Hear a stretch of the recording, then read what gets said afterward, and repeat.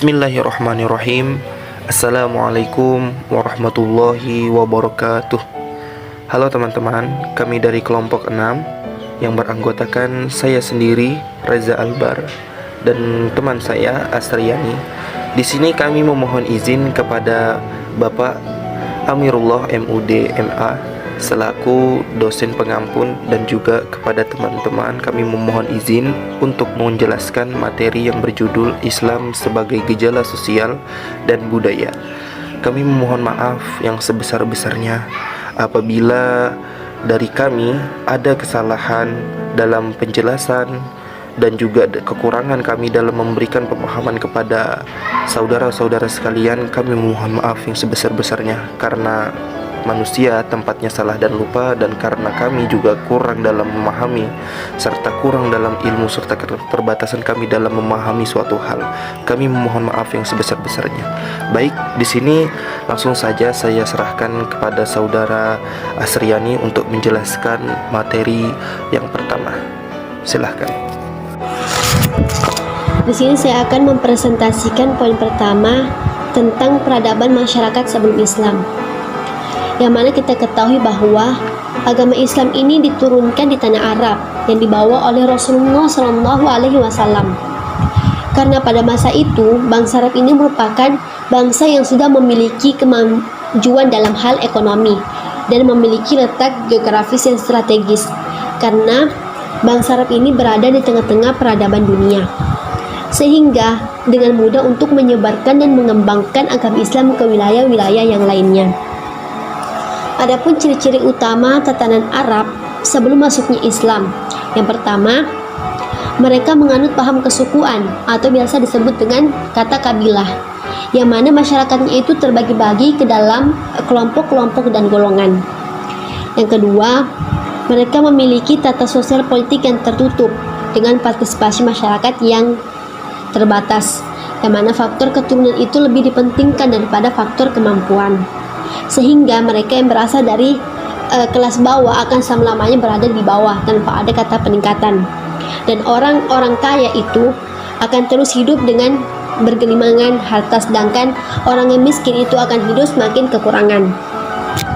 Yang ketiga, mengenal hierarki sosial yang kuat, yang mana tingkatan yang berada di bawah itu harus mengikuti aturan dari tingkatan yang berada di atas, dan orang-orang kaya dapat mengeksploitasi kepada mereka yang lebih miskin. Yang keempat, kedudukan perempuan cenderung direndahkan. Misalnya, yang pertama itu perempuan dapat diwariskan. Misalnya ibu tiri harus rela dijadikan istri oleh anak tirinya ketika suaminya meninggal. Yang kedua, perempuan tidak memperoleh harta pusaka ataupun warisan sedikit pun. Yang ketiga, itu dibolehkannya poligami tanpa ada kata batasan. Yang keempat, anak perempuan yang baru lahir harus dikubur hidup-hidup. Kemudian muncullah agama Islam yang kemudian meneruskan ajaran-ajaran yang salah dan ajaran yang bertentangan dengan hak kemanusiaan. Baik, selanjutnya akan saya berikan kepada saudara Reza. Kepadanya waktu saya persilahkan. Baik, Bismillahirrahmanirrahim. Di sini saya akan menjelaskan pengaruh agama Islam sebagai gejala sosial. Agama Islam yang dibawa Rasulullah SAW mengajarkan akidah yang benar serta lurus, tetapi bukan hanya akidah yang diajarkan oleh Islam. Islam juga mengajarkan tentang persatuan dan kesatuan umat atau keseimbangan sosial, di mana di surah Al-Baqarah dijelaskan ayat 112, Allah berfirman, "Bala man aslama wajhahu lillahi wa huwa muhsinun falahu ajruhu inda rabbih wala khaufun 'alaihim wa lahum yahzanun." Tidak demikian, dan bahkan barang siapa yang menyerahkan diri kepada Allah sedang ia berbuat kebajikan, maka baginya pahala pada sisi Rabb-nya, dan tidak ada kekhawatiran terhadap mereka, dan tidak pula mereka bersedih hati. Dengan demikian, dari sejak semula Islam adalah agama perdamaian, dan dua ajaran pokoknya yaitu keesaan Allah, tentang keesaan Allah dan kesatuan atau persaudaraan umat manusia. Di sini sudah menjadi bukti yang nyata bahwa agama Islam selaras benar dengan namanya. Ya, dalam bidang sosial, Islam memperkenalkan ajaran yang bersifat egaliter. Egaliter di sini bisa disebut dengan kesetaraan dan kesederajatan antara manusia dengan manusia yang lainnya.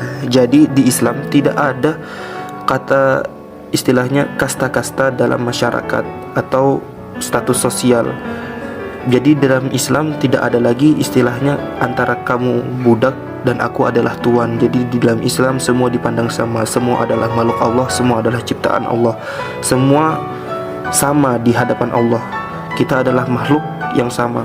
Jadi tidak ada istilahnya untuk membangga-banggakan tentang kasta ataupun status sosial di dalam masyarakat. Nah, selain itu, sosial lainnya yang diubah dalam agama Islam adalah kesetaraan derajat perempuan yang di dalam masyarakat, yang mana yang pertama tentang dibatasinya jumlah istri pada pernikahan poligami, yaitu 4 orang, dan diharamkannya poliandri. Di sini dari itu dapat meninggikan derajat wanita. Wanita itu adalah kalau dalam Islam memiliki kesamaan atau kesempatan dan peluang untuk mengaktualisasikan potensi yang ada dalam dirinya. Selain itu, di dalam agama Islam juga mengatur tentang penerimaan waris bagi wanita yang sebelumnya, yang dimana kebiasaan Arab pra-Islam itu atau Arab sebelum dimana datangnya Islam itu tidak menganjurkan untuk seorang wanita itu mendapat bagian hak waris, ya. Jadi ketika Islam itu datang, Al-Quran Islam itu mengajarkan bahwasanya hak wanita juga ada di dalam hak waris itu, sebagaimana seperti anak, istri, ibu, ataupun saudara. Di samping itu juga Islam juga melarang bahwasanya anak yang diadopsi itu tidak dapat mendapatkan hak waris. Nah, ajaran agama Islam yang dibawa Rasulullah ini sangat menganggap manusia itu mempunyai hak yang sama. Islam yang datang dengan ajaran akidah dan muamalah ini sangat mengubah masyarakat yang mendapat risalah Islam. Adapun gejala-gejala sosial Islam yang berubah antara lain seperti yang diajarkan oleh Islam, yakni menjunjung tinggi gotong royong, menolak adanya perbudakan, egaliter atau kesamaan derajat, tenggang rasa, saling menjaga dan mengamankan, solidaritas yang kuat, dan lain-lain. Aspek sosial yang demikian itu sangat mendukung perkembangan Islam lintas budaya, bangsa, dan negara. Karena asas-asas sosial yang dibawa agama Islam ini sangat baik untuk kehidupan manusia di dunia ini. Dengan tersebarnya ajaran Islam ke seluruh negeri akan menciptakan kedamaian yang tentram seperti yang kita cita-citakan, yaitu persatuan muslimin yang erat serta cinta akan kedamaian. Baik, selanjutnya saya serahkan kepada saudara Asriani. Selanjutnya poin ketiga tentang pengaruh agama Islam sebagai gejala kebudayaan, yang mana kebudayaan ini merupakan hasil dari cipta manusia yang menggunakan segenap potensi yang dimilikinya, karena di dalam kebudayaan ini terdapat pengetahuan dan keyakinan. Adapun Islam sebagai gejala kebudayaan di dalam peradaban masyarakat itu sangat banyak. Salah satunya itu mengerjakan sholat, membayar zakat, serta mengerjakan puasa.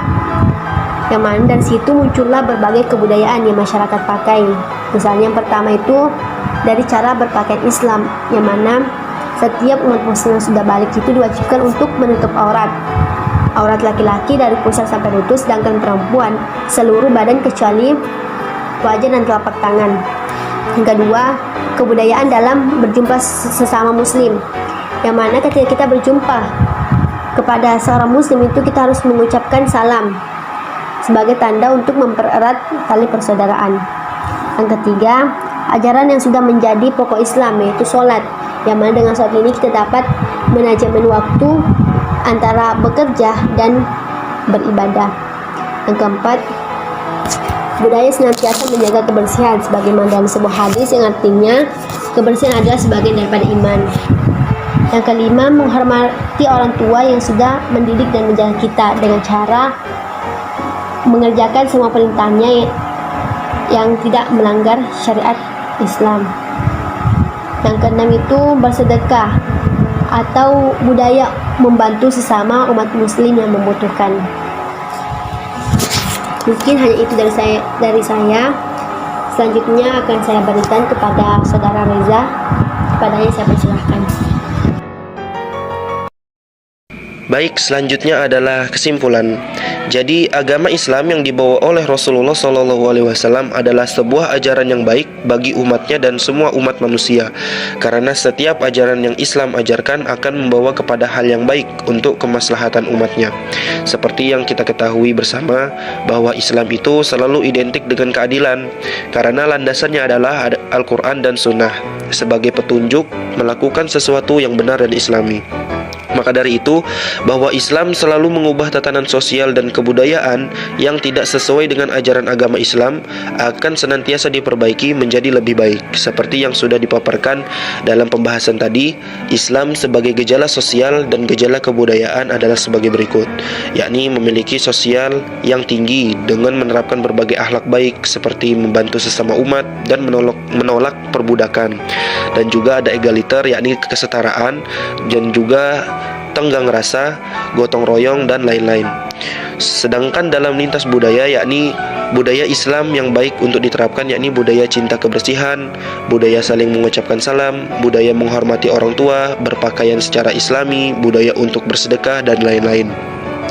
Dengan ajaran-ajaran Islam inilah Islam yang demikian akan menciptakan masyarakat yang baik dan terjaga keamanan serta ketentraman dan juga suka akan kedamaian. Pengaruh-pengaruh dari ajaran Islam ini adalah pengaruh yang akan membuat umat atau masyarakat menjadi masyarakat yang berperilaku Islami sehingga tidak akan lepas dari ajaran agama dan tidak akan melenceng dari apa yang diharamkan oleh agama Islam.